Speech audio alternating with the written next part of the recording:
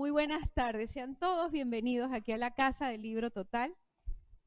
Al igual que ha ocurrido en los últimos días, estamos especialmente felices porque los amigos de la casa, de esas personas que siempre transitan y que nos acostumbran a su presencia, nos acostumbran también a su continuo pensar, su continua reflexión aquí en nuestros espacios, pues se han estado lanzando aquí con nosotros sus libros.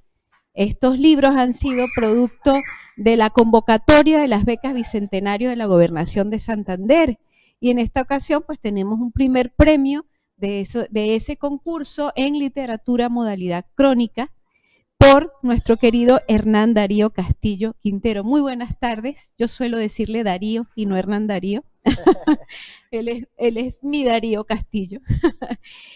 Bueno, su libro se titula El tiempo en oxidación. Ya vamos a hablar un poquito a qué refiere ese tiempo en oxidación, qué concepto hay detrás de esto, pero antes me gustaría pues leerles algunas notas de la biografía de Hernán.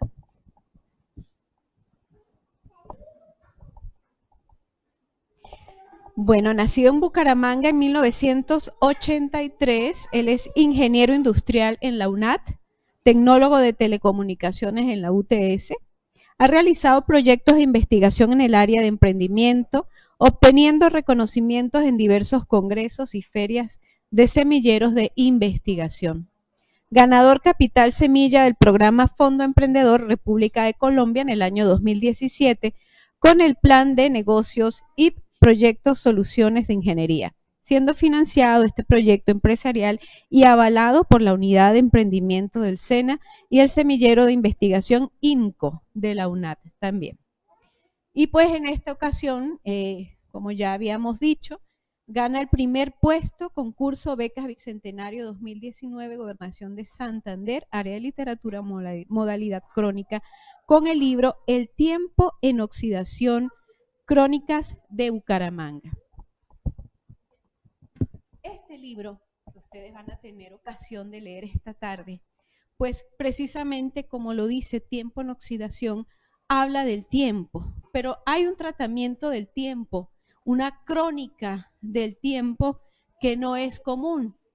Es un calendario, vamos a decirlo así, un calendario que salta de año en año, pero que traza un calendario común y corriente. Es decir, es todo un juego conceptual en el que Darío se ha refugiado para poder hacer unas crónicas de su ciudad más querida, que es Bucaramanga, como dice él, la ciudad elegante.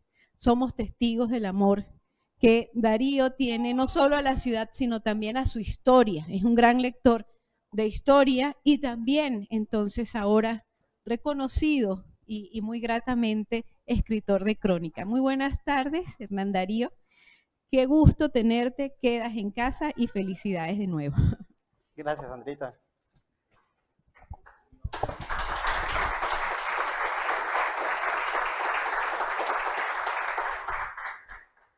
Muy buenas tardes y agradeciéndoles a todos ustedes esta grata presencia, a los familiares, a mis amigos, a los artistas acá presentes, a los conocidos, a los amantes de la lectura y de la literatura.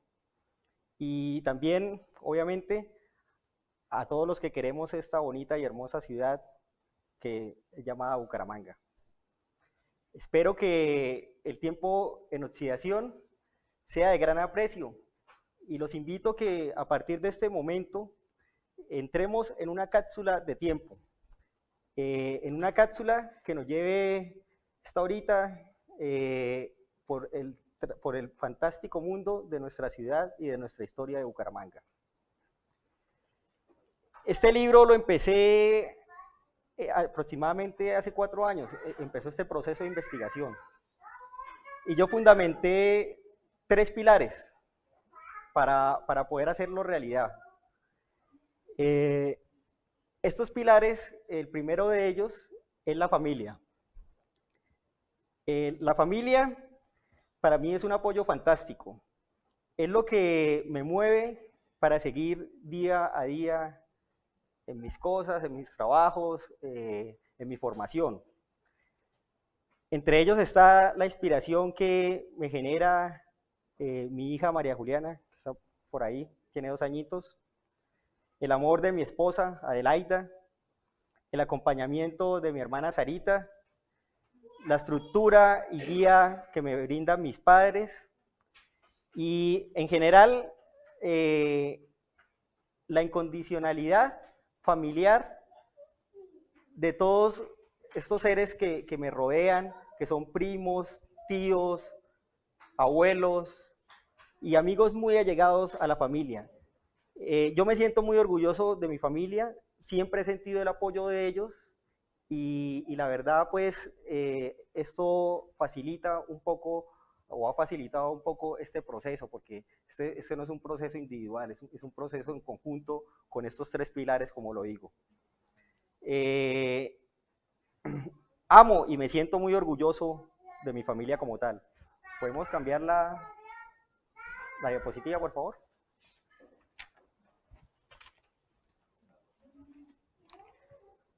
El segundo pilar para mí lo baso en la academia y lo conceptualizo como la estructura que ha brindado la Universidad Nacional Abierta a Distancia, que me ha brindado como investigador.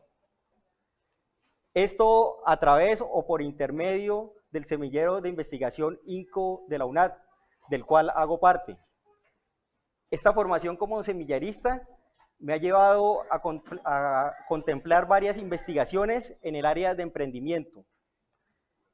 Como ingeniero industrial, desarrollé un plan de negocios. Este plan de negocios fue avalado por la República de Colombia y el programa Fondo Emprender del SENA. Y se ha materializado en una empresa legalmente constituida, que es mi empresa, se llama IP Proyectos Soluciones de Ingeniería. Esta empresa nace desde la academia, nace desde la UNAD, nace desde la investigación. El semillero de investigación está conformado por un equipo de estudiantes y docentes, con el objetivo de darle rienda suelta a la investigación y a nuestros propios sueños. Ese es el objetivo del semillero como tal, hacer realidad proyectos, hacer realidad y que no queden en papel, sino que la investigación pase a un plano más allá del papel. La UNAD ha desplegado un grupo o una plantilla de docentes en diferentes áreas, creando una estructura investigativa, formativa en mí y en otros estudiantes. Y hemos obtenido resultados favorables de investigación. Me he fogueado durante estos últimos 4 años en diferentes conversatorios y ferias, congresos nacionales e internacionales, aquí en Bucaramanga y en otras ciudades del país. Y aquí están unos ejemplos del seguimiento que hemos pasado con la UNAD, unos conversatorios con el rector de la Universidad Nacional Abierta a Distancia, hemos viajado a ferias internacionales a Pasto, hemos estado en Barranquilla, aquí a nivel zonal hemos estado en varias universidades participando en Bucaramanga, en Barrancabermeja, en Socorro, y este es un proceso bonito, es un proceso agradable, es un proceso formativo, educativo, de investigación pura. Entonces, gracias a este proceso, pues nace la cultura de investigar y tomar como hobby la historia. Y tomar como hobby y tomar como disciplina el llegar a casa y leer. En este orden de ideas, agradezco a las directivas de la UNAD, al señor rector de la Universidad Jaime Alberto Leal Afanador, a la líder de investigación zonal, la doctora Marta Incapié, a docentes que han participado en el apoyo, el ingeniero Diego, que aquí me está acompañando, la ingeniera Marta Olaya, y a los compañeros del semillero de investigación. Gracias a la UNAD por este acompañamiento formativo. Pasamos a la siguiente. El tercer pilar, yo lo llamé el arte, la cultura y el arte. Y esta cultura y este arte, yo busqué un refugio y lo encontré. Y ese refugio es una casa mágica, una guarida de bohemios, donde los administradores de esa guarida nos alcahuetean a nosotros, los artistas, y patrocinan nuestras pasiones. La Casa del Libro Total es un espacio fantástico, es maravilloso. En esta bonita casona que posiblemente se construyó a finales del siglo XVIII, me he relacionado con un grupo de personas que han apoyado y han aportado el proceso de la escritura de mi libro. El compartir de tertulias en los corredores bajo una deliciosa taza de café como la que estamos degustando en este momento, el asistir a conversatorios y eventos tomando una copa de vino,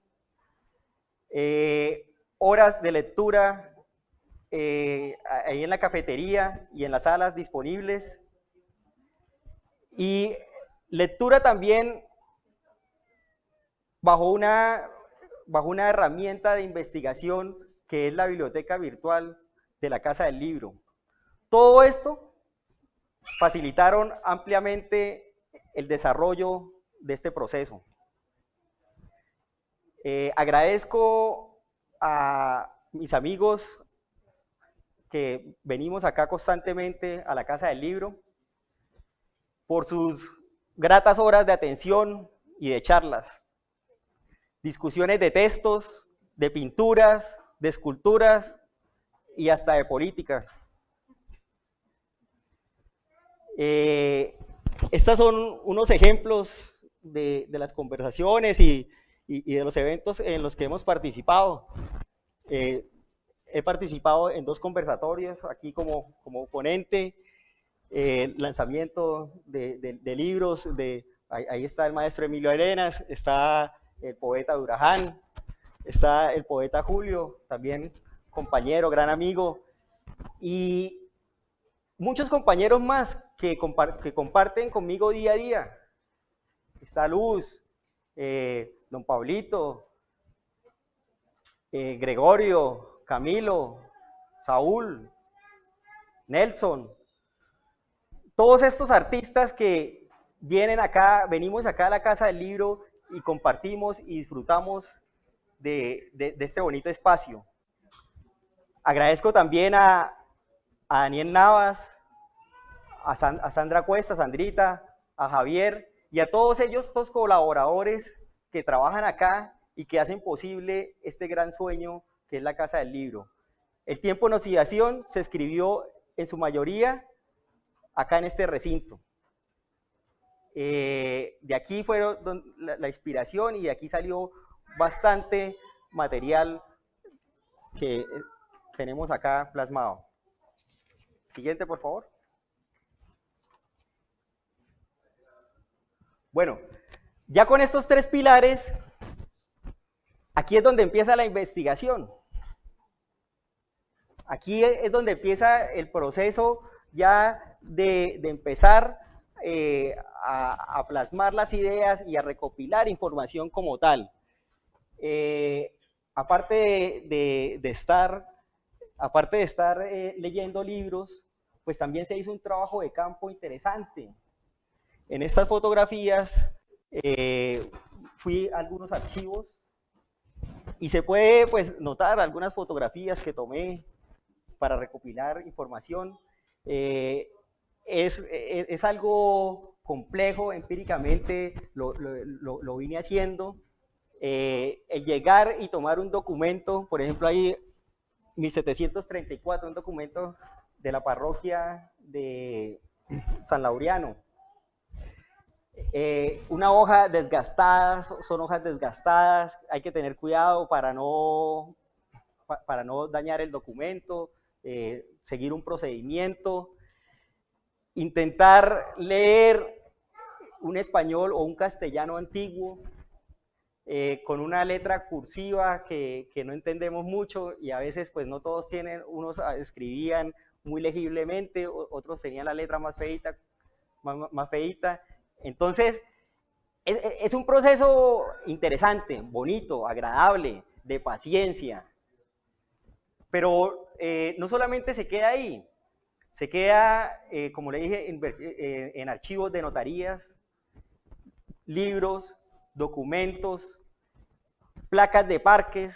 Fui a muchos parques a ver qué información habían en las placas. A veces uno no encuentra en internet la información, no la encuentra en libros. Entonces uno va al parque. Entrevistas. Entrevistas con personas que tienen la fuente de primera mano, que vivieron, que ha vivido la historia de Bucaramanga. Documentales, películas, periódicos.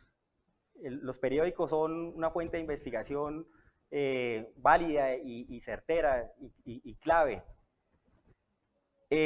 Todo esto es para llegar a estructurarme del cómo, del porqué de las cosas, del porqué de las situaciones, para entrar en un contexto y poder entender cómo es la historia y cómo, o sea, no lo que me cuentan, sino cómo la interpreto yo, y si realmente es como la escriben o de pronto ha variado, porque muchas veces la historia hay que reescribirla otra vez, reinterpretarla, encadenar. Entonces, esto es parte de la investigación que hice. Pasamos a la siguiente, por favor.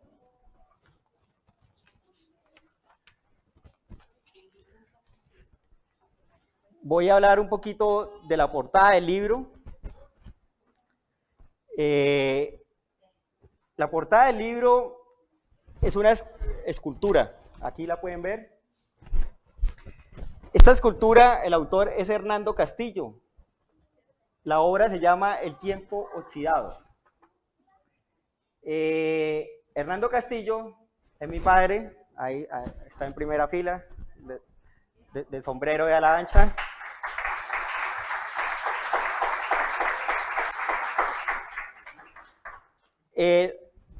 Esta portada del libro es producto de una tradición familiar.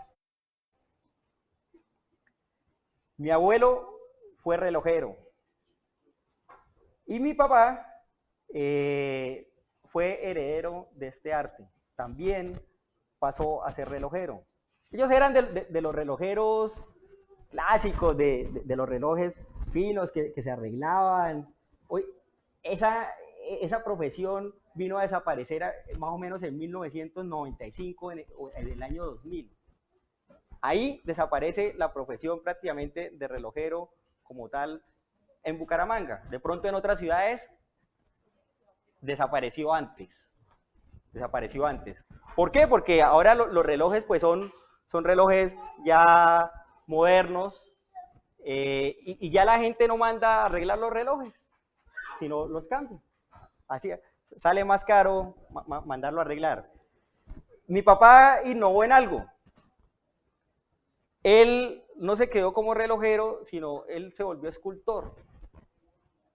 Y yo recuerdo que hace más o menos 20 años o más, él hizo este reloj. Así. Es un cloche de un vehículo, él lo recicló y era un cloche grande, era grandísimo, era un cloche de un camión. Tengo la idea, me quedó plasmado y él me dijo, se llama El tiempo oxidado. Y tenía una particularidad, los ponía a andar al revés. Entonces, me quedó la idea y me quedó en la memoria, me quedó plasmado este concepto de reloj. Cuando yo me presento a las becas, bueno, cuando empecé a escribir el libro, de entrada no, no hubo duda para el nombre. Yo tomé un estilo de escritura a modo de calendario, como lo comentaba Sandrita, y dije, no, el nombre es El tiempo en oxidación, ahí pegándomele y robándole también tomando la obra de mi padre. Entonces yo me presento a las becas Bicentenario y me dicen, necesita un seudónimo. Entonces yo dije, pero ¿y qué seudónimo me pongo? Entonces dije, pues vamos a ponerme El Relojero. Y efectivamente El Relojero fue el seudónimo que utilicé y fue pues el seudónimo con el que ganamos la producción de este libro y el concurso. Hay una hora específica, 6:13 aproximadamente, 6:12. Todo tiene su encadenamiento. ¿Por qué esa hora? Esa hora, mi hija nació a las 6 de la tarde y a las 6:13, 6:12 minutos fue el momento en que yo la vi por primera vez. Entonces, esa es como la razón que hubiera escogido y también la razón de que yo hubiera congelado y no hubiera dejado funcionando el reloj, sino yo quise dejar la escultura ahí en esa hora para siempre para mí. Estas son las fotografías del proceso que llevamos con mi padre, lo trabajamos durante casi 3 semanas para llegar al final. Ahí está Efraín, aquí de la Casa del Libro, tomando la fotografía, la fotografía después de un proceso de oxidación como tal. Y pues bueno, esta es la escultura y aquí tenemos El tiempo en oxidación. Algunos de los trabajos de mi padre como artesano, como escultor, y allá en su taller trabajando el día a día como un artesano más acá en Bucaramanga. Siguiente, por favor.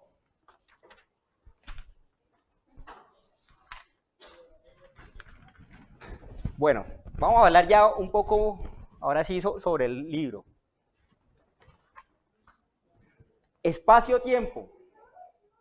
El tiempo en oxidación presenta Crónicas de Bucaramanga como un singular calendario, experimentando una ruptura cronológica no lineal, considerando a la base de la hipótesis tiempo-espacio, dos nociones fielmente ligadas.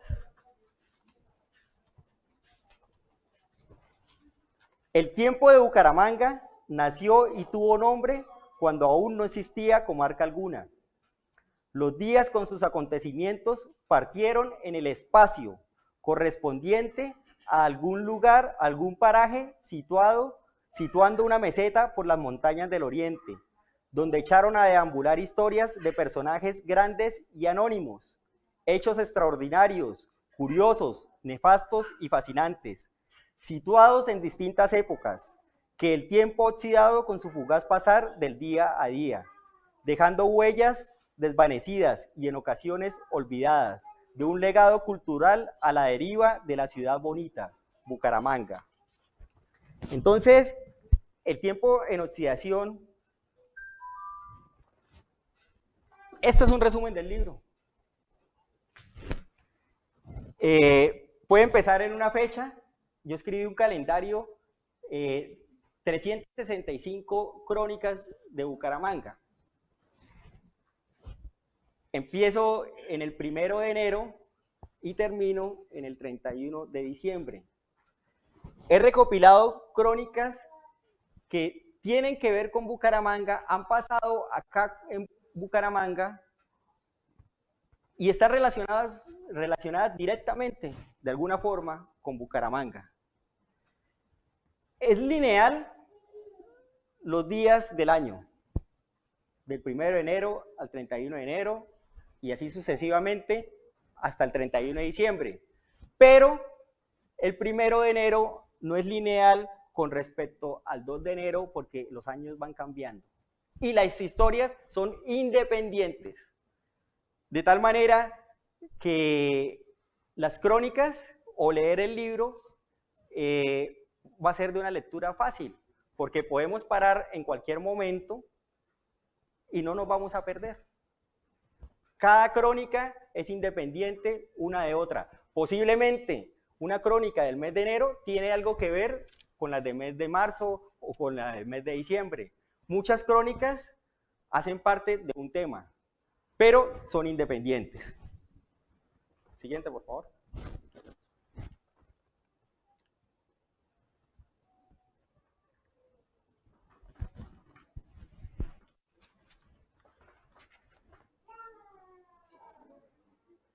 Primero de enero, monumento de las calaveras.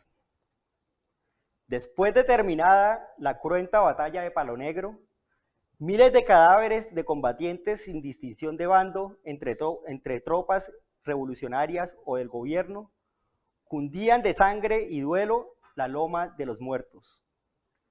Meses después, sobre esta loma, se levantó el monumento de las calaveras. Constaba de un kiosco con techo de paja, el cual cubría una pirámide levantada con cientos de calaveras y huesos recolectados por los restos de los cuerpos abatidos que lucharon en la barbárica contienda. El osario lo acompañaba una vara clavada en donde se amarraba un cráneo junto con 2 huesos de tibia entrelazados y una rústica tabla rectangular fechada con el 1 de enero de 1901. Rezaba el lema: en recuerdo de la batalla de Palo Negro. El monumento fue retratado por la fotógrafa establecida en Bucaramanga, Amalia Ramírez de Ordóñez, siendo esta la primera toma fotográfica por una mujer registrada en Colombia. Entonces, aquí empieza Crónicas de Bucaramanga, el tiempo en oxidación, Crónicas de Bucaramanga, con esta fotografía y con esta historia del monumento a las calaveras. Este monumento o esta crónica tiene varios aspectos para analizar. Primero, está situado en el contexto del final de una guerra, que es la Guerra de los 1000 días, que estuvo desde 1899 hasta 1902. Con la Guerra de Palo Negro, prácticamente se dio por terminada la parte bélica de esta contienda entre liberales y el Estado, que eran los conservadores y los que tenían el poder en ese momento. Pero durante esta guerra de los 1000 días, Bucaramanga fue partícipe y yo diría que damnificada, por un lado, fue muy complejo esa situación de guerra. Nos atrasó mucho tiempo, económicamente, culturalmente, familiarmente hubieron rupturas, muchas muertes, mucha sangre, mucha violencia. Aquí está la fotografía de un cuadro de mi amigo pintor Juan Gregorio, donde ilustra cómo era la barbarie de la batalla de Palo Negro. La cantidad de muertes que sobrepasaron o estuvieron cerca a los 15.000 personas.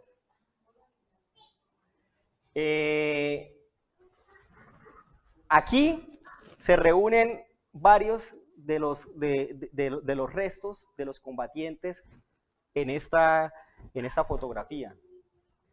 Eso, por un lado, tiene mucho tema por contar y hay varias historias de Palo Negro, de la Guerra de los 1000 días, diversas en diferentes meses, plasmadas acá en el libro.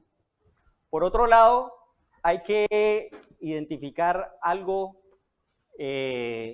curioso, y es que la fotografía la tomó Amalia Ramírez de Ordóñez y está catalogada como la primera fotografía registrada por una mujer en Colombia. De pronto la primera fotografía pública, de pronto la primera fotografía que la llevaron a un concurso, alguien había tomado unas fotografías, pero no se había tomado la intención de divulgarla. Entonces, así es que empiezan las crónicas, y de esta manera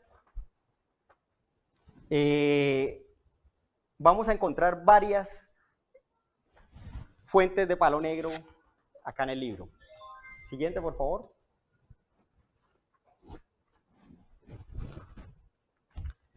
Enero 6.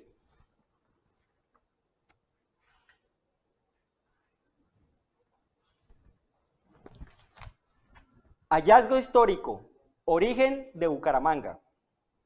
El historiador bumangués Enrique Otero de Acosta destinó un texto al presidente del Consejo Municipal de Bucaramanga desde la ciudad de Cartagena, fechado a 6 de enero de 1914 y denominado Hallazgo histórico, origen de Bucaramanga. En aquel documento, Otero de Acosta manifestó que a la fecha nadie conocía un dato exacto del advenimiento de Bucaramanga. El origen de esta ciudad se disipaba en las tinieblas. Argumentó que la llamada Sultana de Suratá no fue fundada por los vecinos de Girón. El misterio quedaba aclarado. En sus manos yacían pruebas documentadas que Bucaramanga contaba con una honrada fe de bautismo, y esta ascendía hasta épocas anteriores a la erección de San Juan de Girón, ciudad que se reconocía como la madre de Bucaramanga. Las pruebas que con tanto entusiasmo don Enrique Otero señaló correspondían al preciado documento o acta de fundación de Bucaramanga, firmada por el cura doctrinero Miguel Trujillo y por el juez poblador don Andrés Páez de Sotomayor, el 22 de diciembre de 1622. Otero catalogó a su nativa Bucaramanga orgullosamente como una de las ciudades más antiguas de Colombia, con una legítima fe de bautismo, atribuyendo su éxito a los valiosos esfuerzos de investigación, al descubrir en mayo del año anterior esta acta, en los tomos de la sección Tierras de Santander, albergados ocultamente en el edificio nacional de Santo Domingo en Bogotá. Escogí esta historia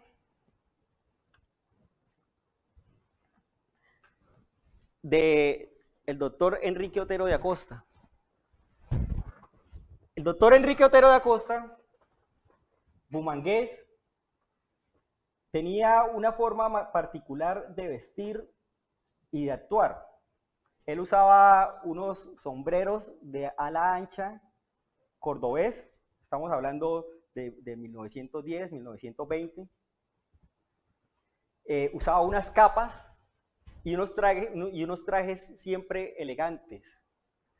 Él decía que era como un hidalgo. Y tenía también una forma particular de hablar. Utilizaba el castellano antiguo. Entre sus frases y sus palabras, utilizaba una como cronicón. Decía, ¿qué cronicón? Y este cronicón fue publicado y salió Cronicón Solariego. En Cronicón Solariego, por esta fecha aproximadamente, por 1925 aproximadamente, 24, publicó el acta de Bucaramanga. Fue un regalo que le dio Otero de Acosta a los bumangueses y a Colombia. ¿Por qué? Estábamos en 1922 y no conocíamos en qué año se había fundado Bucaramanga. Se decía que Girón, los gironeses habían sido los encargados. Entonces, aquí parte algo interesante, y es que el origen de Bucaramanga empieza en 1622, digámoslo así, el nacimiento de Bucaramanga. Pero Bucaramanga no nació como un pueblo de españoles. Bucaramanga nació como un resguardo indígena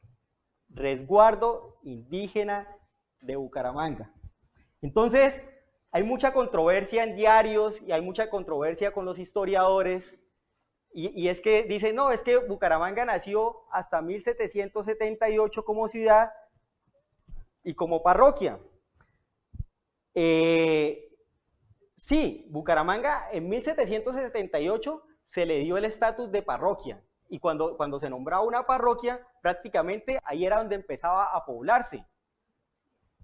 Pero lo más importante para los españoles era que existiera una iglesia y una fe de católica, así como lo indicaba Enrique Otero de Acosta.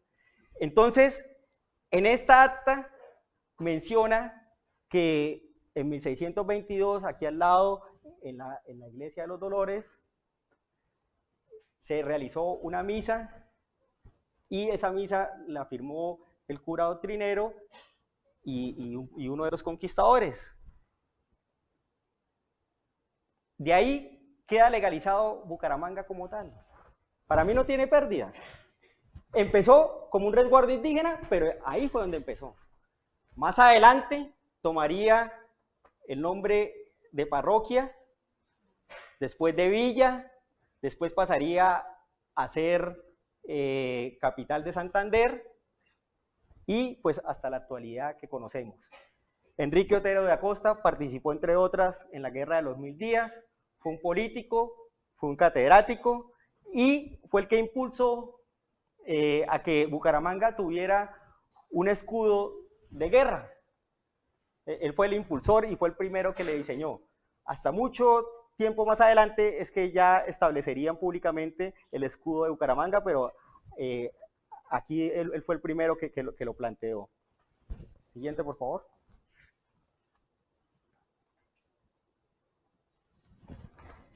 Enero 31. Quintilio Gabaza.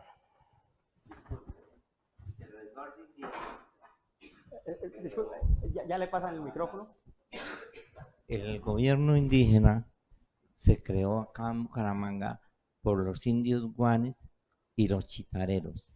Los chitareros eran oriundos de la región de García Rovira y los guanes de las provincias cercanas de Girón y de otras provincias. Ese fue el resguardo indígena. Muchas gracias. Gracias.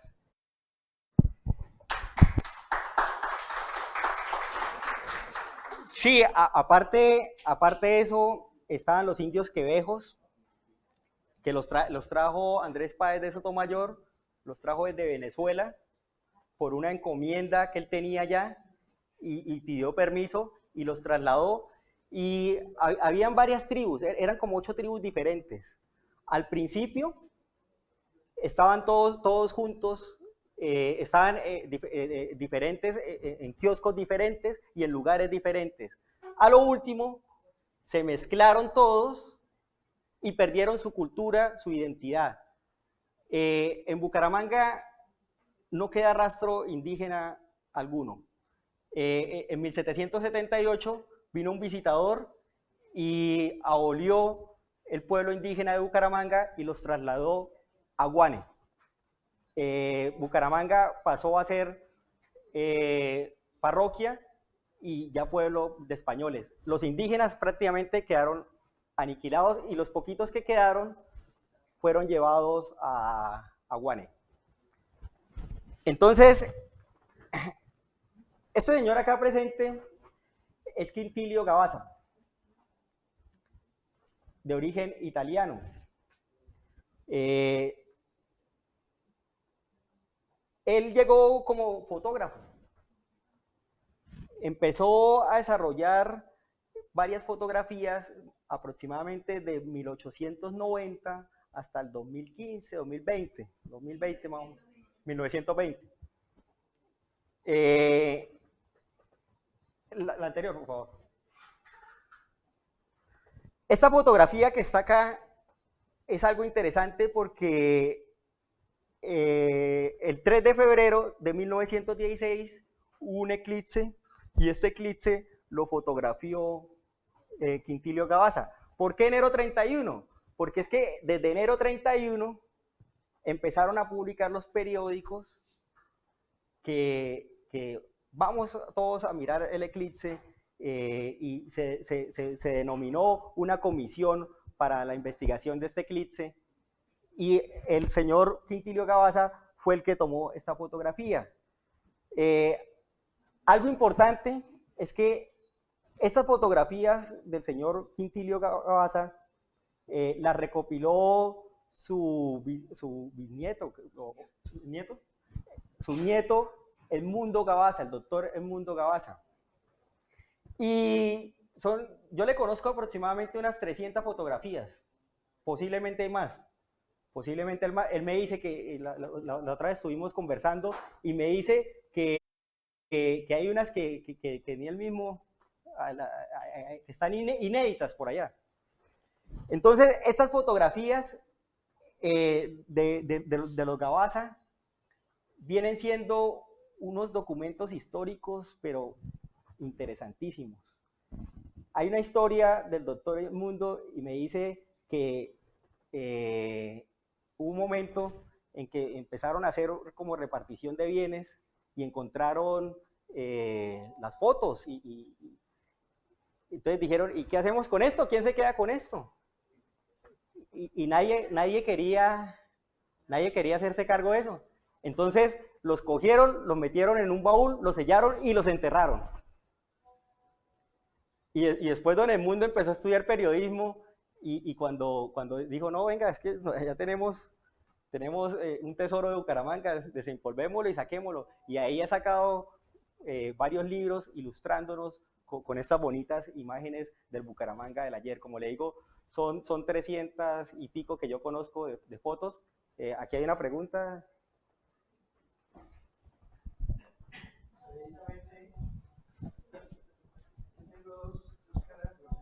Una como administradora y tomé del mundo por lo menos 25 fotos para un trabajo de formación de una empresa del sector agropecuario. Entonces, yo tengo bastante información sobre Bucaramanga, inclusive. En fotos de Gabaza todas, originales. Conseguí 3 originales. 3 originales, qué interesante. Sí. No, y lo bonito es que la tecnología, o sea, hace 15, hace 20 años, tener esta información era difícil, es que era complejo. Hoy en día la tecnología nos hace más fácil acceder a todo esto. La Casa del Libro Total tiene creo que como 250 fotografías de autoría del señor Edmundo, disponibles ahí en la biblioteca. Cualquiera puede entrar gratis y observar las fotos del ayer de un siglo, de más de un siglo.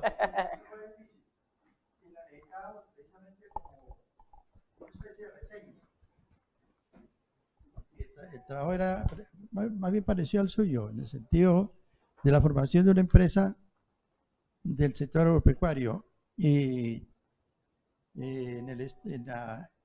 los que me ayudaron a dirigirla me comentaron que era importante identificarla con lo que era el recorrido de la ciudad desde el año 1890 y pico, que aparece en las primeras fotos de él. Perfecto. Sí. Sí. Siguiente, por favor. Darío, tenemos otra pregunta acá. De hecho, Darío me había comentado que por favor cuando quisieran hablar lo hicieran durante todo el conversatorio. Bueno, buenas tardes. Buenas Primero tardes. felicitarlo. Gracias. Yo soy nieta de un veterano de la guerra de los 1000 días y tengo la cédula aún de mi abuelo. tengo fotos de él cuando se presentó al ejército. Tengo cosas y recuerdos de él que pensamos donarlas al Museo de Historia, ¿sí? Entonces esto me parece muy hermoso. ¿Por qué? Porque es muy bonito que los jóvenes hoy en día se den cuenta cómo ha evolucionado la ciudad a través de ese trabajo que bellamente usted está haciendo, ¿sí?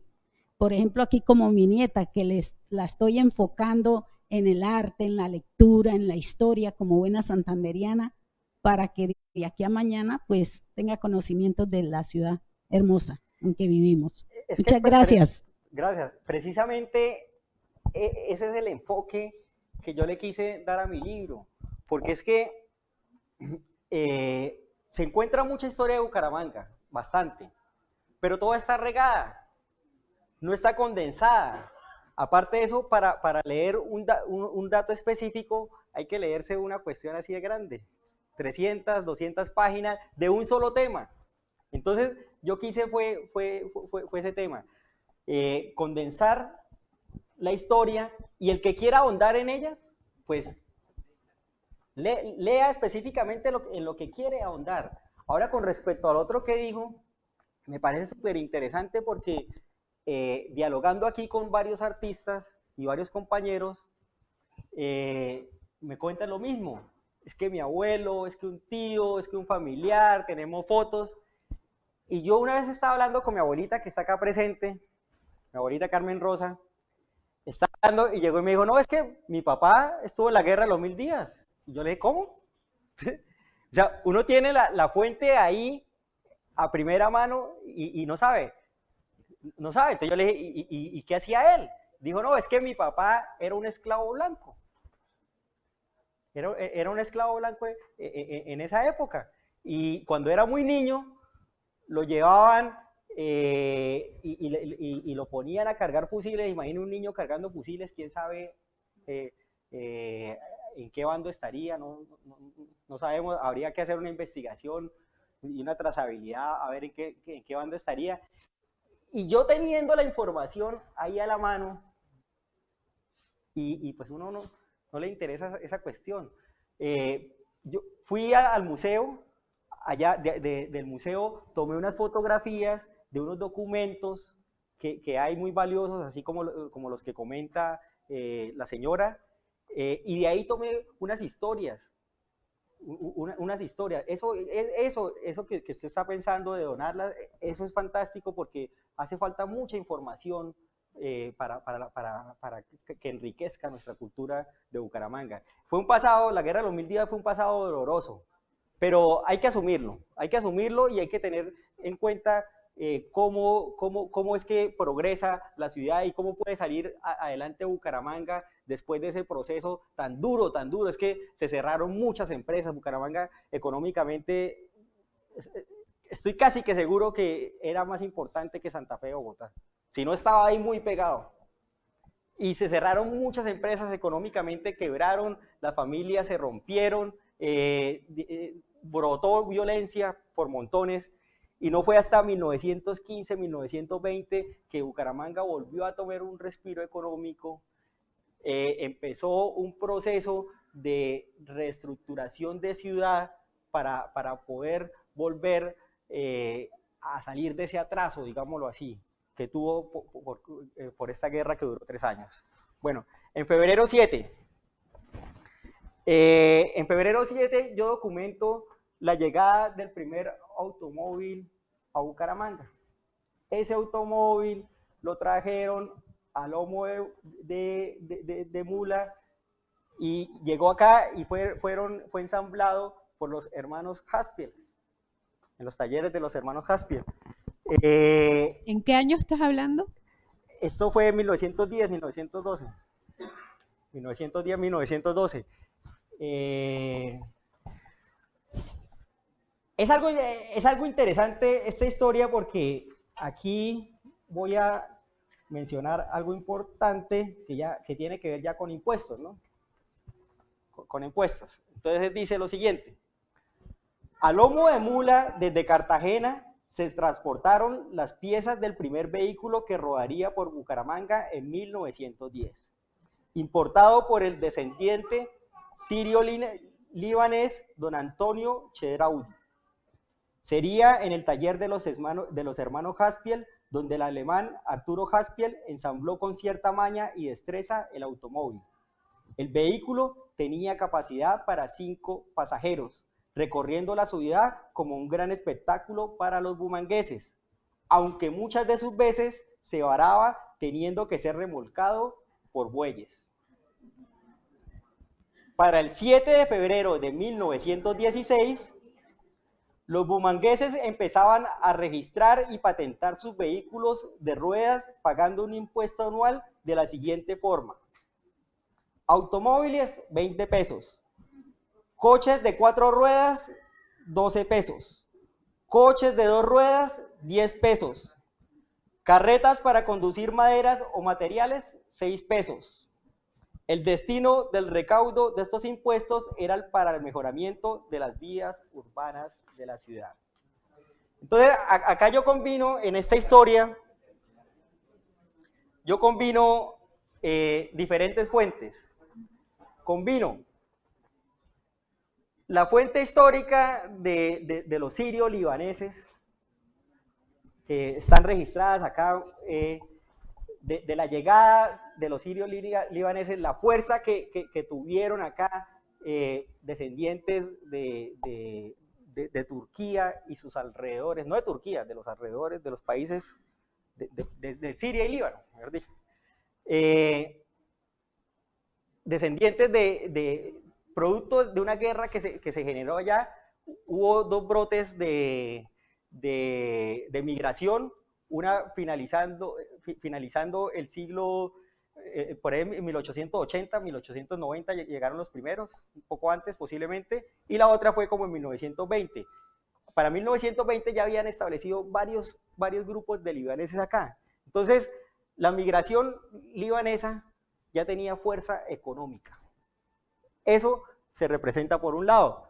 La importancia de los mecánicos y la tecnología de la época, auspiciada por los alemanes. Lo ensamblaron los alemanes. Los alemanes tienen un factor importante en nuestra economía, para unas cosas buenas, para otras no, depende del punto de vista. Y retomé de los archivos del Consejo de Bucaramanga este temita de los impuestos. Ahí lo metí. Entonces, que no solamente se lo aplicaron a los vehículos, sino a los otros paganos. A los otros paganos. Bueno, marzo 7. ¿Sí reconocen este puente? El puente García Cadena. Este puente, marzo 7, se me escapan las fechas exactas, fue edificado en 1971. Cumplía una función importante, que era comunicar Bucaramanga con el sur de la ciudad. Fue una mega obra para la época, y tuvo una particularidad, que el 7 de marzo de 1971, unos meses después de fundado, el puente García Cadena tuvo su primer suicida. Fue registrado en Vanguardia Liberal. Y de ahí en adelante,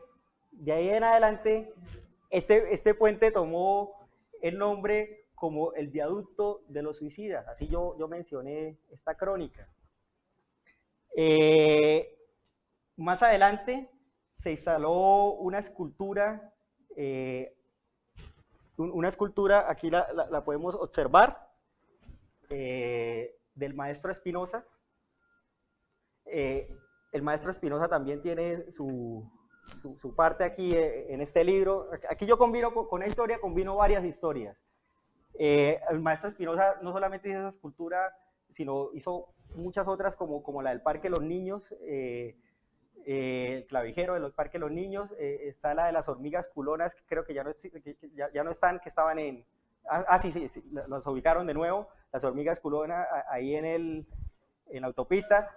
Y pues el maestro Espinosa lastimosamente tuvo una muerte trágica por un suicidio, producto de un cáncer que tenía, de un cáncer, no lo soportó y prefirió. Entonces, el Bucaramanga le dijo, maestro, hágame una escultura ahí y una vez que evitemos los suicidas. Y pues hizo la escultura, se minimizaron mucho, ya les quedaba mucho más difícil. Y pues ahí está la transformación que ha vivido el puente con el pasar de los años. Segundo carril, ya tercer carril, metrolínea, y también pues allá está menos congestionado, aquí un poquito menos, y pues aquí sigue descongestionado. Sí, señor. Puente del Viaducto, que le llamamos nosotros. Sí. Hombre. Sí. El primer suicida se llamaba Leonardo, se llamaba el señor. Leonardo Ramírez Albarracín. Leonardo Ramírez Albarracín. Bueno, seguimos, por favor.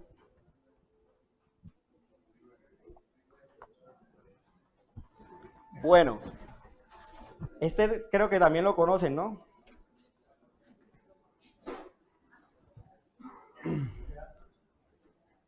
Bueno, el edificio Clausen, aquí nomás, muy típico, me gustó, siempre me ha gustado esta casa, siempre había querido saber la historia de esta casa. Fue el primer edificio de 2 pisos que tuvo Bucaramanga.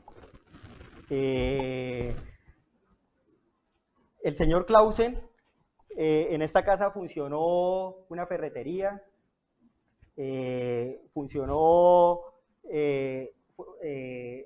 fueron las oficinas de la primera cervecería que hubo en el país, que estaba en Florida Blanca, pero aquí tenían las oficinas principales.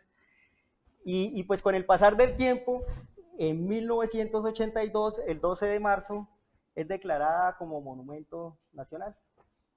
Es un edificio donde actualmente se conserva bien. Podemos ver las diferencias que hay ahora.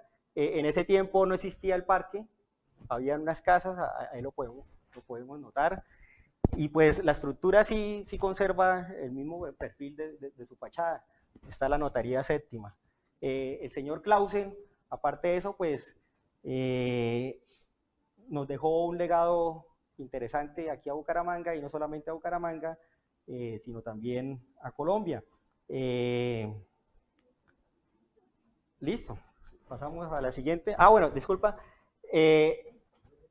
Esta calle que aquí conocemos, la llamamos la calle del comercio. Esa calle, desde sus inicios, era llamada y conocida como la calle Real. La calle, esa es la famosa calle Real, es la misma 35. Entonces,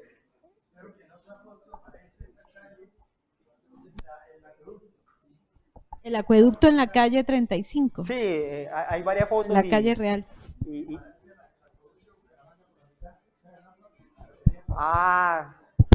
Habría en que otra foto, en otra foto aparece la carrera, lo que hoy es la carrera 10, un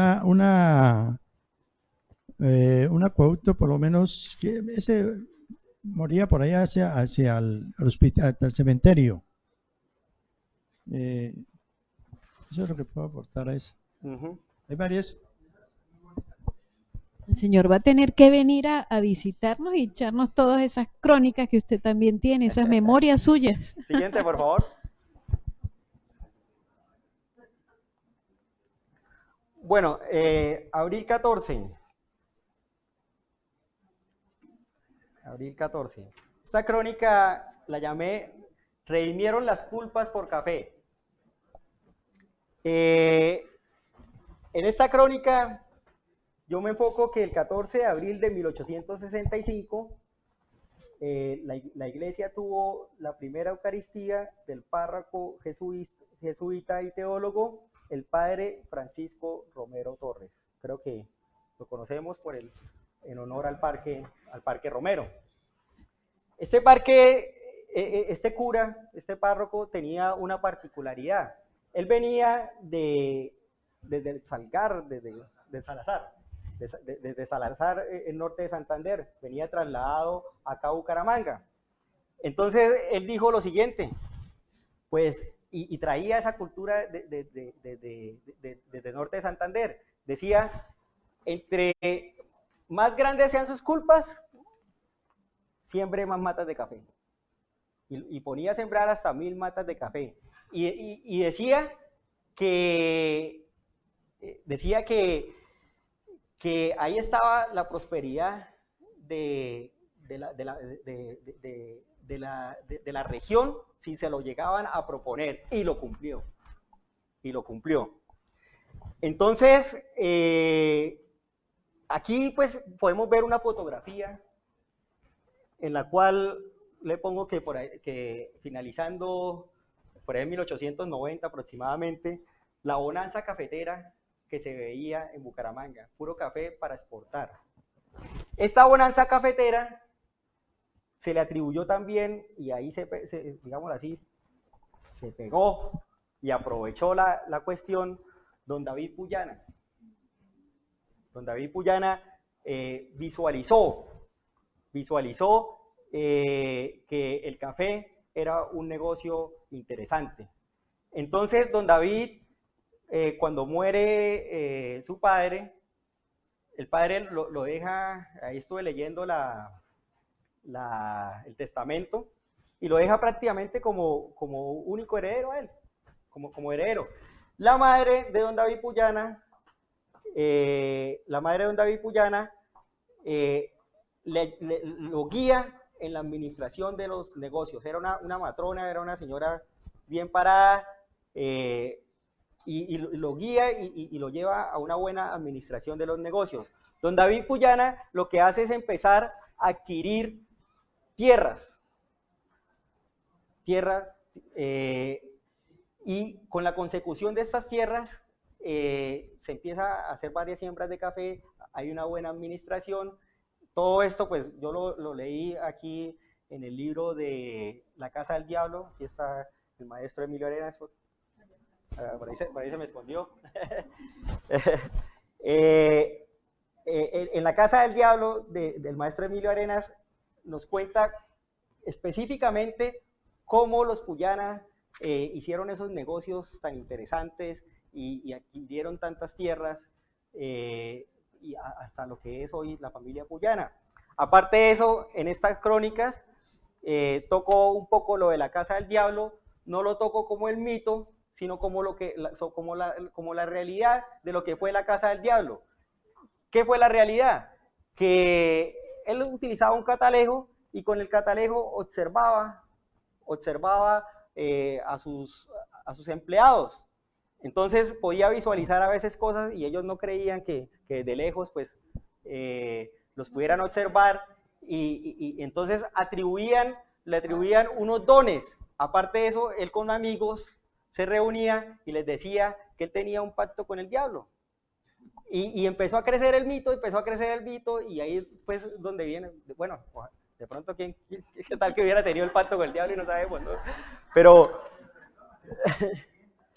Pero hicieron un interesante trabajo económico para la reactivación de Bucaramanga. Ya con la muerte de don David, hay una empresa que se llama David Puyana y Hermanos, o Hijos, no recuerdo bien, y entonces la herencia de don David ya se va a diferentes personas, a diferentes herederos, y empieza pues como a descender el poderío de una sola persona, porque es que ahí era don David Puyana, el más rico de todos, uno de los más ricos de todos en esa época. Ahí empieza con la muerte de don David a descender la fama de los Puyana, pero quedó una fama muy grande. Y también hablo de los Puyana acá en el libro, del primer Puyana que vino a Bucaramanga. Este primer Puyana no era Puyana. Este primer Puyana, se me escapa el apellido, pero creo que era O'Farrell.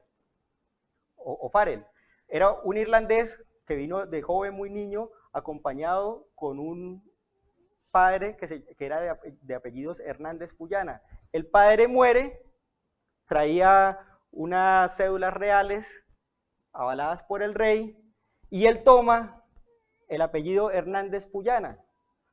Después se relaciona con la gente de Girón, él llega a Girón, se relaciona con la gente de Girón y le da encargos públicos y empieza a firmar como Puyana. Los hijos, con la muerte de este primer personaje, firman O'Farrell Puyana, y después desaparece definitivamente este O'Farrell. En el testamento él dice y aclara que antes de morir desea dar testimonio de aquella verdad que tal vez era oculta para muchos en ese momento. Actualmente está el Parque de los Arrapios, la parte de cabecera. Este parque le brinda honor y culto al café. Está don David Puyana y el parque y el padre Romero, ahí pioneros de la producción cafetera en Bucaramanga. Siguiente, por favor.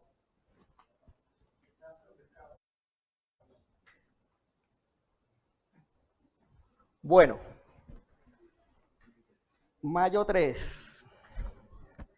La culebra Pico de Oro. Los Pico de Oro era una organización política, producto de una reunión de artesanos de Bucaramanga, clases menos desfavorecidas de Bucaramanga, que en ese tiempo se veían amenazados por la llegada de los alemanes, del Lenguerque principalmente, y Lenguerque trajo con él varios personajes. Yo creería que fueron más de 100 que llegaron a Bucaramanga, y de aquí se distribuyeron a diferentes partes. Esta culebra Pico de Oro tuvieron, en 1879, tuvieron unos acontecimientos como un poco violentos, no poco, violentos en la ciudad. Ganaron unas elecciones, se tomaron la ciudad y atacaron y mataron a 3 personas, entre ellos 2 alemanes. Producto de esas muertes, Alemania le dice a Colombia, le dice: o me repara o le declaro la guerra, y le instauró 2 navíos, 2 buques de guerra en Barranquilla, esperando la orden para bombardearlos. En Bucaramanga, años después de esos sucesos, se disparan 14 cañonazos en conmemoración y en reparación a las muertes de aquellos alemanes. Se iza la bandera de Alemania, se les da una damnificación económica a las familias de los ejecutados en esos hechos, y a las familias desplazadas, porque es que fueron muchas familias desplazadas producto de esta guerra.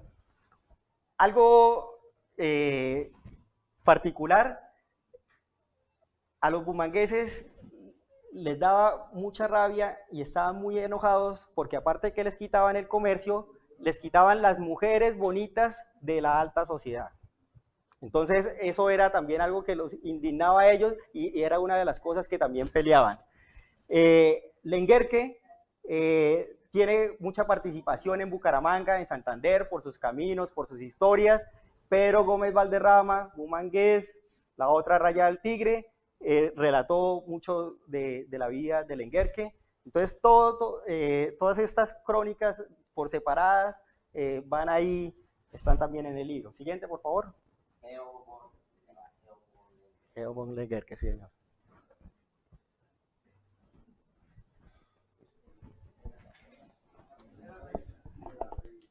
¿Podemos poner el primer video?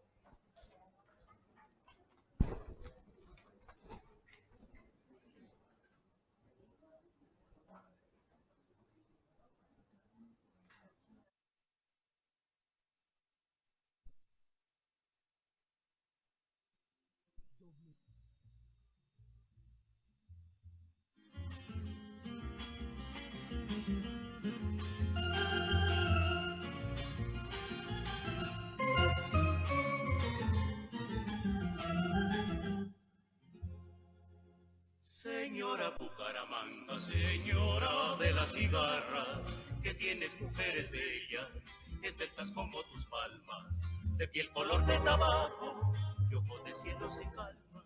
Ay caramba, ay carambita, ay, ay, ay, caray, caramba.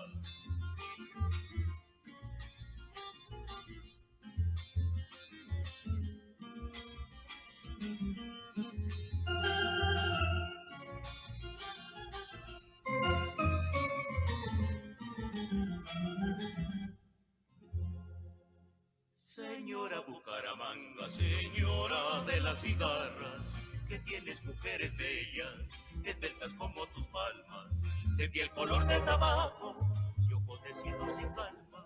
Ay caramba, ay carambita, ay, ay, ay, caray, caramba. ¿Quién ha pisado tu suelo nunca te podrá olvidar? Y en su corazón, señora, para ti tendrá un altar. Bonita canción de Señora Bucaramanga, pues creo que muchos de nosotros conocemos y nos alegra. ¿Nos ponen las diapositivas, Carlos, por favor? Mucho nos alegra. Fue estrenada el 12 de mayo de 1955 por el maestro José A. Morales.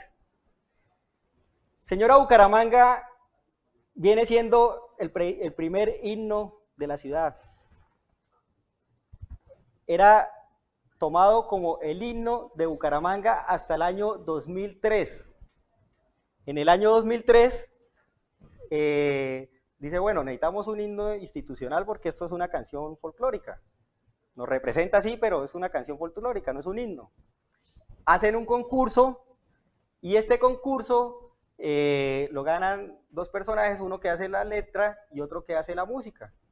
Como dato curioso, el que hace la música es el exconcejal John Claro, que muchos acá lo conocen. ¿Y esta señorita quién será? Esperanza. Ella fue la primera señorita Colombia de Santander en 1955. Fue elegida como la primera reina de belleza.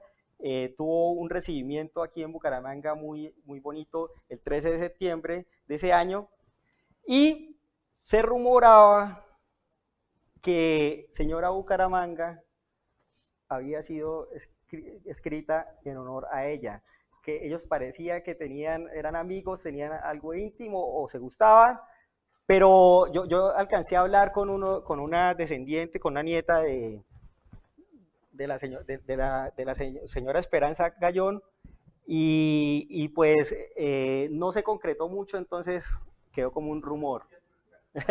Quedó como un rumor. En todo caso, las dos historias están aquí también en el libro, pero no escribí del amorío porque es un rumor y pues lo que está aquí, yo casi todo lo ratifiqué para que fueran cosas reales. Oriunda de San Gil, sí señor.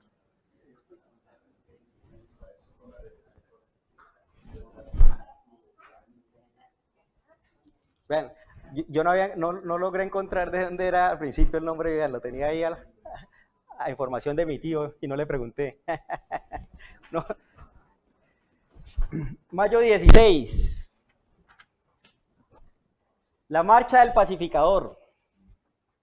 Después de haber dominado, asediado, restaurado el Tribunal de la Santa Inquisición y entregar la plaza principal de la ciudad de Cartagena al general Francisco Montalvo, el teniente general Pablo Morillo y Morillo emprendió una marcha hacia el interior, marcando la ruta a la capital, con el objetivo de conocer y restaurar el orden político y militar en la reconquista de la Nueva Granada al servicio de la corona española.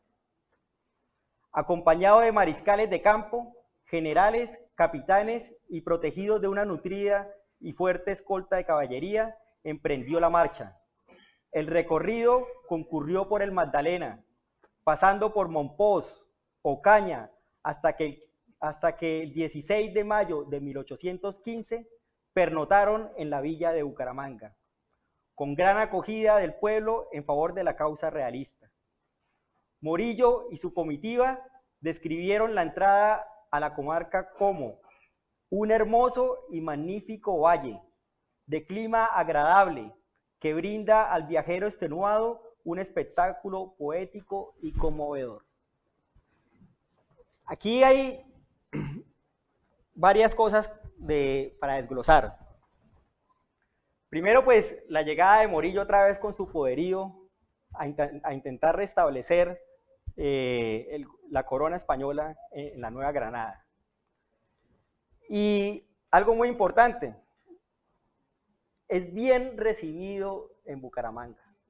O sea que Bucaramanga, para esa época, era realista. ¿Y por qué posiblemente era realista? Porque tenía un líder político en la Iglesia Católica, que era el párroco Eloy Valenzuela. El párroco Eloy Valenzuela, realista, participó en la expedición botánica. Cuando se dio cuenta que la expedición botánica empezó a tener participación en la lucha de la independencia, él se retiró. El padre Eloy Valenzuela estuvo de párroco desde 1786 aproximadamente, 86-85, hasta su muerte en 1834.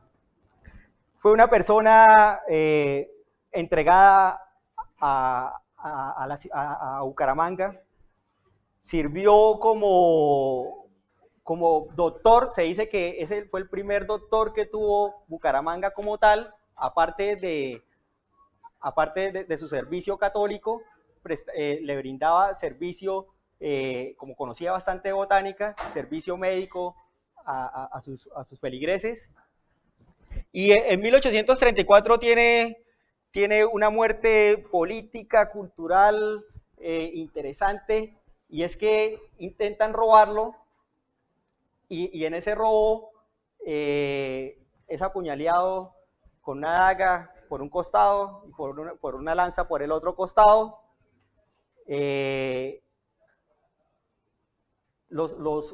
Aquellos personas que eran los hermanos Bretón huyen despavoridos.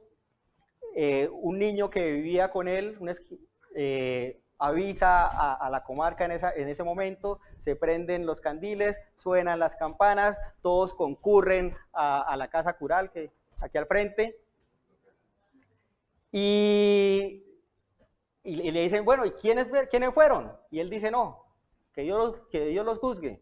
Lo que sí es que yo fui el que los bauticé, pero no va a decir quién fue. Hubo una investigación, y esa investigación dio a que fueron los hermanos Bretón. Los hermanos Bretón fueron llevados a un tribunal en Tunja y fueron sentenciados. Uno de ellos pagó cárcel y el otro vino aquí y lo pasaron al patíbulo, lo fusilaron, después lo decapitaron, le cortaron una mano, la mano la pusieron en la puerta de la casa cural donde vivía el párroco, y la cabeza duró clavada en una estaca por más de un año. Ese fue el último condenado a muerte y ejecutado públicamente, legalmente, en Bucaramanga. Después hubieron otras ejecuciones, pero no fueron legales. Legalmente él fue el último condenado a muerte. Entonces, pues, me pareció interesante la descripción que dio Morillo y que dieron su ejército. Esto fue tomado de un diario de uno de los edecanes íntimos de Morillo. Siguiente, por favor. Bueno, mi ser, Ambrosio Alpinker. Él murió en mayo 31 de 1533. Él fue el primer conquistador que tocó tierra bumanguesa. Se desplazó desde Venezuela y llegó acá a Bucaramanga después de ser perseguido por varios días y noches por indios.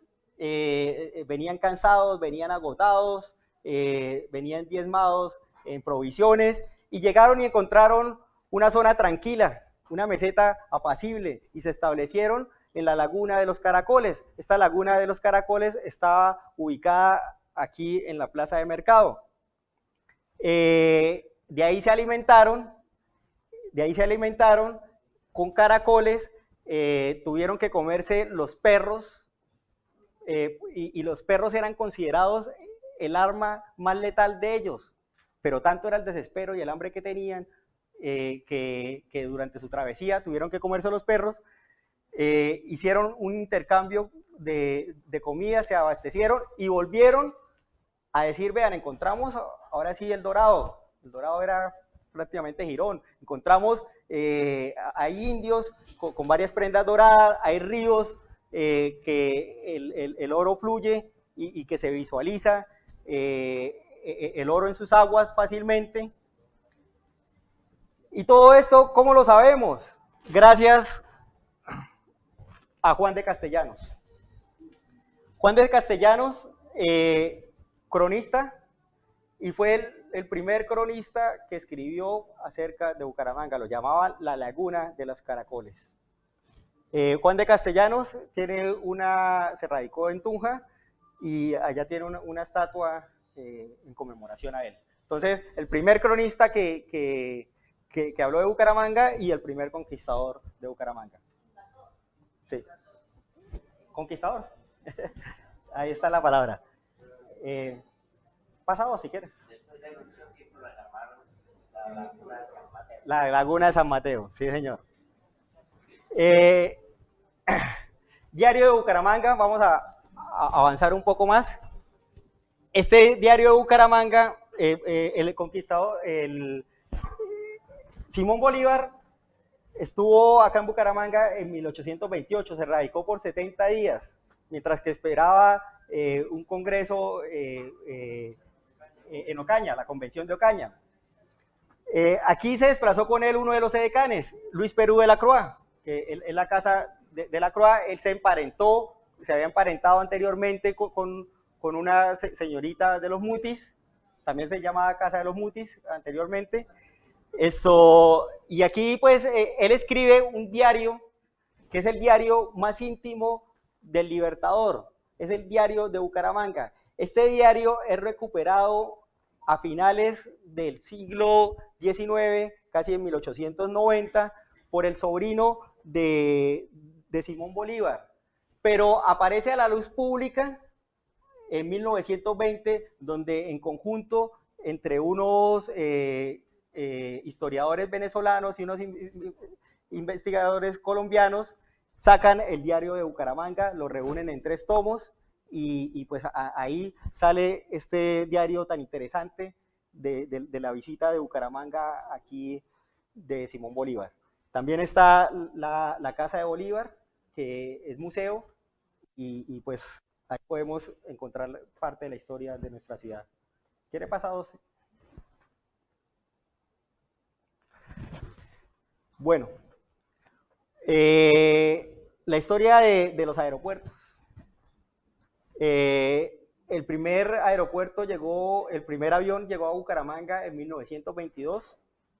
Iba hacia Cúcuta y el señor venía haciendo una gira y dijo, bueno, va a aterrizar aquí en el llano de los Ordóñez. El llano de los Ordóñez estaba ubicado por los lados que es Conucos en estos momentos, vendió las boletas y pues era un espectáculo verlo aterrizar.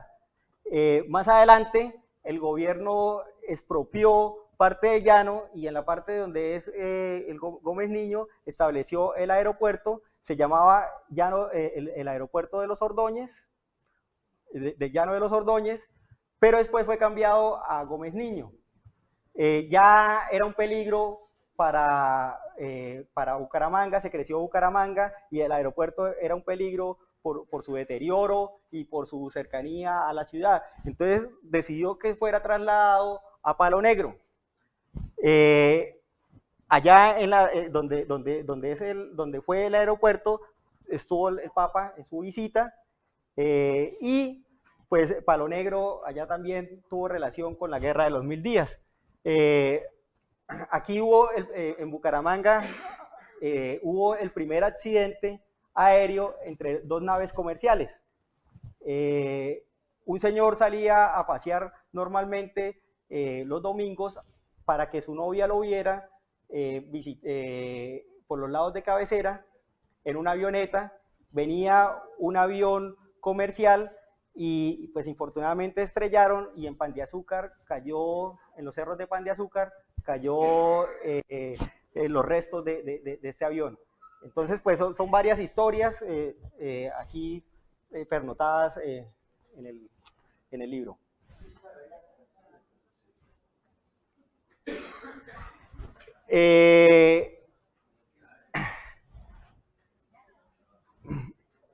Este señor que está acá,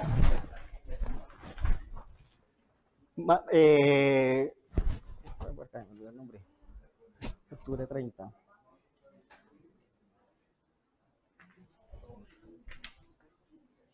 Octubre 30. Bueno, fue la persona que exterminó a los guanes. Esto también lo habló Juan de Castellanos. Martín Galeano arrancó con su hueste en enero y en un mes completo fue y le dio la vuelta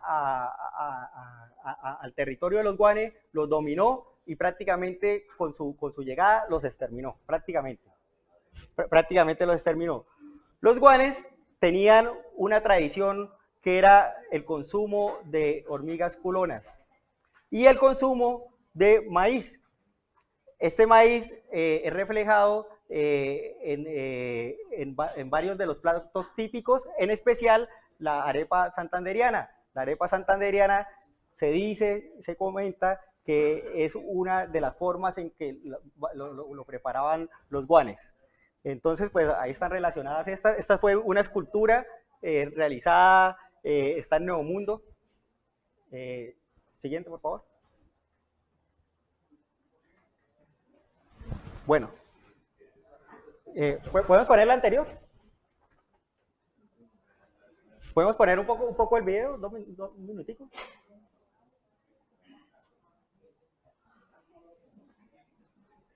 El segundo, esa.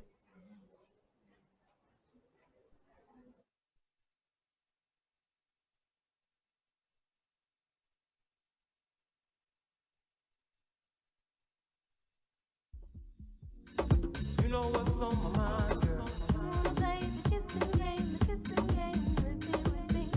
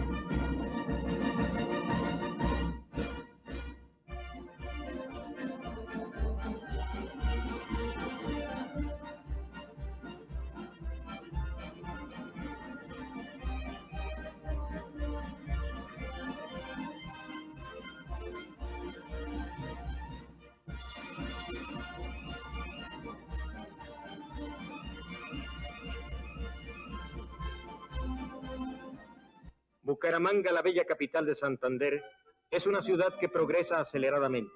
Modernos edificios surgen por todas partes, compitiendo en altura con las torres de los hermosos templos que proclaman el catolicismo de sus habitantes, el que le valió que el Papa Pío XII le erigiera en diócesis.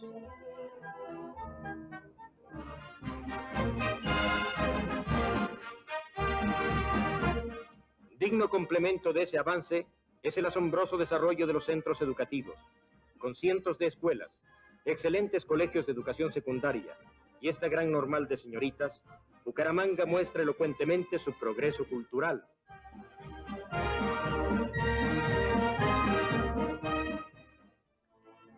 He aquí su importante universidad industrial, dotada con magníficos laboratorios.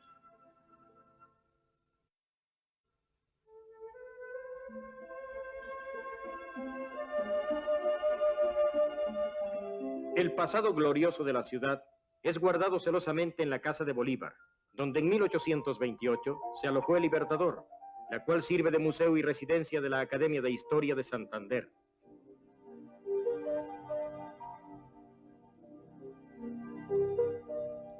Característica especial de Bucaramanga son los numerosos lugares públicos de descanso y diversión, los que le han ganado el nombre de Ciudad de los Parques. En el de García Rovira se encuentra la iglesia de San Laureano.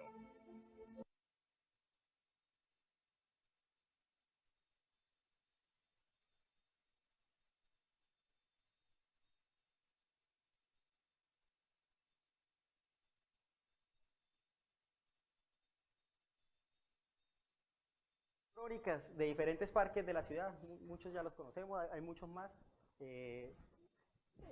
Es importante pues resaltar el porqué de los nombres de los parques, conocer el origen, en qué momento se fundaron, cómo se fundaron, en qué situación se fundaron. Entonces pues aquí ya hay una recopilación de los más importantes, pero hay otros que son muy importantes que están registrados también en las crónicas.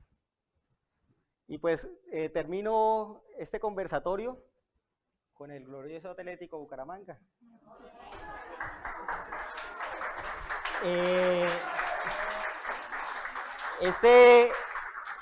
En diciembre 12 de...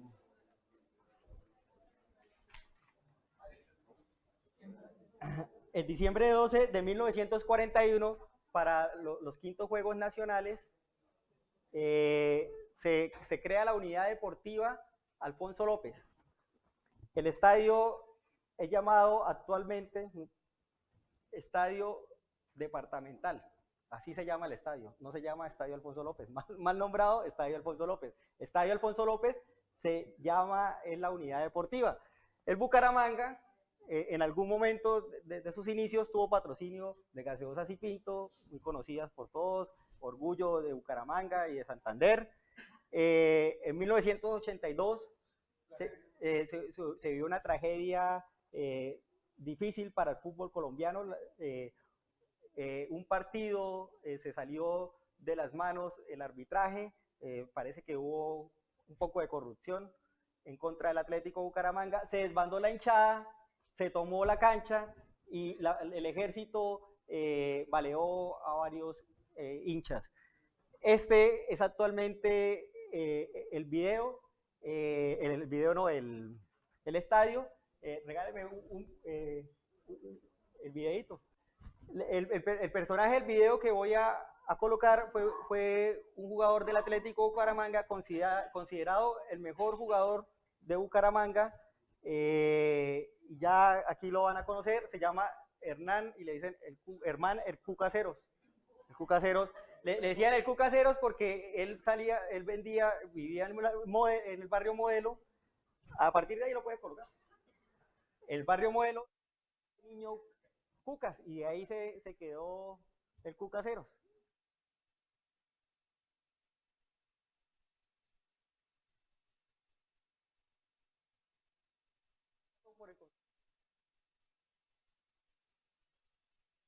Los 25 minutos nosotros íbamos perdiendo 3-0. Entonces la impresión era que nos iban a llenar ese día de goles. Y a los 30 y pico de minutos viene el gol de Germán Aceros. en una jugada que se lleva a cabo por el lado derecho en compañía de Antonio Rada, y es una pared que me devuelve él a mí, y sobre el lateral izquierdo, sobre la zona izquierda, yo introduzco la pelota por encima del arquero Yacine, que en ese momento era el mejor arquero del mundo. Para nosotros pues, fue placentero y una alegría ponernos 3-1. Comenzamos el segundo tiempo y el compromiso se vuelve y nos pone 4-1. Pero viene un...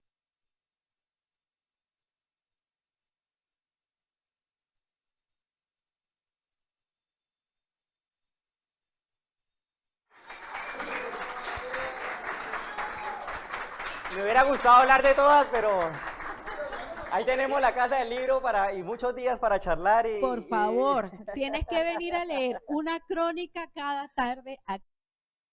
Tienes tarde. 365 tardes.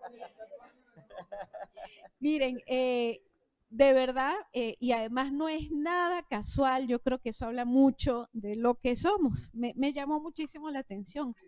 El libro, que ya vieron que además es una crónica anacrónica, por decirlo así, y muy interesante. Miren qué curioso. Empieza con la guerra de los 1000 días y termina con el fútbol. ¿Sí? Es decir, yo creo que dos puntos emblemáticos de la historia y del gentilicio nuestro bumangués. Es yo creo que seguramente lo hiciste así. De verdad, felicitar a Darío. Nos consta su trabajo constante, su trabajo de hormiguita, su trabajo de crónica. Has hecho un trabajo, pero delicioso, además muy ameno de leer, y me gustó muchísimo también la idea como mezclas algunas crónicas. Esa reconstrucción, ese tejido que no es casual encontrárselo en un libro de historia común y corriente. Así que te felicito. Primero, yo don Pablito, le voy a robar, ¿sí? 5 minutos a Darío, porque es que ahora en Casa del Libro Total, hoy es 11 de diciembre, no 12 ya, 12 de diciembre del 2019. Está oxidada en el tiempo. Estoy oxidada, estoy haciendo crónica anacrónica. Y hablando de crónica, ya mañana nosotros cerramos nuestra agenda cultural. Solamente tenemos la semana que viene un evento que quisimos apoyar y por eso abrimos nuestra agenda, que va a ser precisamente rostros y retratos anacrónicos del artista Daniel López. El jueves 19 los invito, pero también haciendo memoria, porque me gusta mucho hacer memoria, me gusta también aquí en la Casa del Libro, nos gusta pues hacer reposición pues de esos valores, de esa formación y de ese año que ha sido junto con nuestros amigos de la Casa del Libro Total. Y yo quisiera entonces llamar al maestro Emilio Arenas para acá, a Julio Gómez para acá, a María del Carmen Pineda para acá. Por favor, pasen adelante.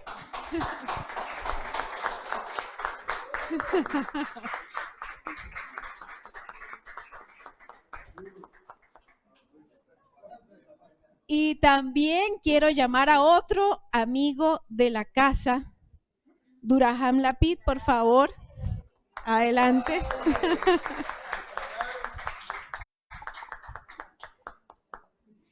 Y por supuesto también a Juan Gregorio, pasa adelante.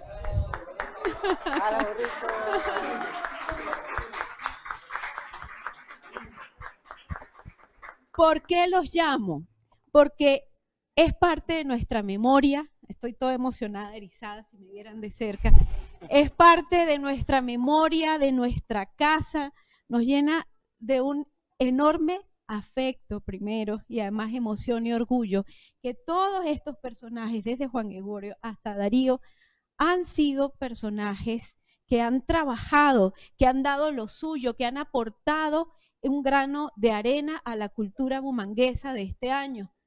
Juan Gregorio ha estado en distintas ocasiones en exposición, pero en la actualidad está exponiendo con nosotros reflexiones en el retrato junto con un colectivo. Duroján Lapid pues también estuvo lanzando su libro hace muy poco, y Melancholy, y pues quería lanzar su segundo libro. No se pudo solo porque hemos tenido tanto trabajo que no pudimos imprimirlo, pero ya lo tiene listo. Nuestro querido amigo Julio pues es ganador de la beca Bicentenario en Poesía. Nuestro adorado Emilio Arenas, también parte de la casa, pues también ganó este año una de las convocatorias y lanzó con ello El Indio Dorado. La convocatoria fue del Instituto Municipal de Cultura. Aquí a mi lado pues está María del Carmen Pineda, que también fue ganadora en la modalidad de literatura infantil. Y por supuesto, pues después de esta extraordinaria presentación, Darío Castillo.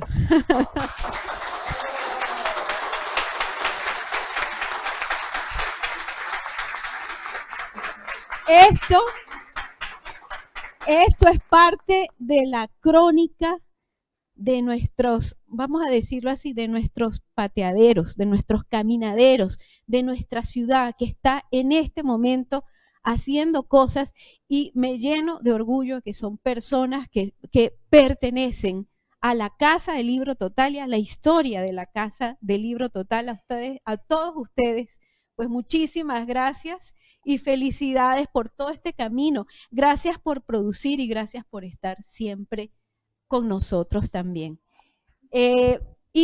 Bueno, cerrando también quiero contarles que para el año que viene se nos vienen muchísimos proyectos, entre otros está también involucrado Darío, y es que vamos a hacer un programa donde nos empoderemos de la cultura alrededor del café y con los caficultores de ahora aquí en Santander.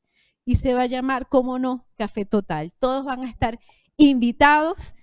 Darío nos va a estar haciendo crónicas del café en 5 minutos cada mes, y así pues vamos a tener muchísimos espacios. Todavía nos queda agenda para el día de mañana y aquella exposición que les conté, Daniel López, el jueves 19, pero queremos agradecerles a estos maravillosos intelectuales, artistas, poetas, historiadores, cronistas, que están haciendo ciudadanía, que están haciendo siempre eso.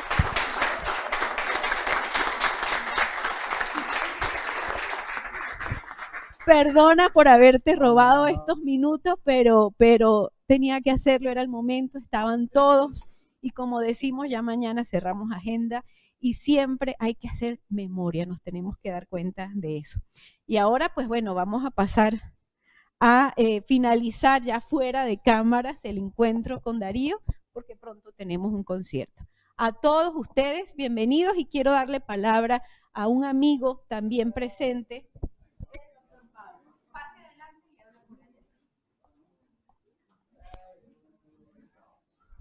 En esta sesión solemne, en esta sesión solemne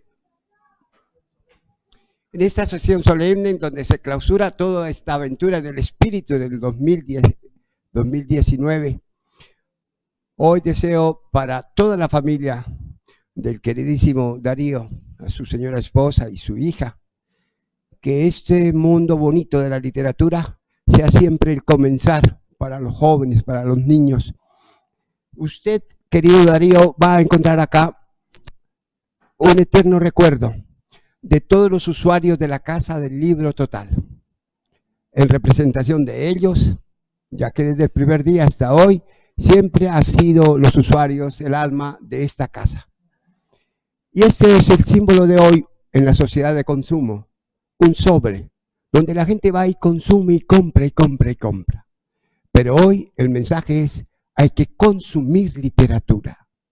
Y por eso, en nombre de este hombre tan querido como es Darío, reciba este cariñoso y hermoso regalo para que lo conserve junto a su señora y su hija.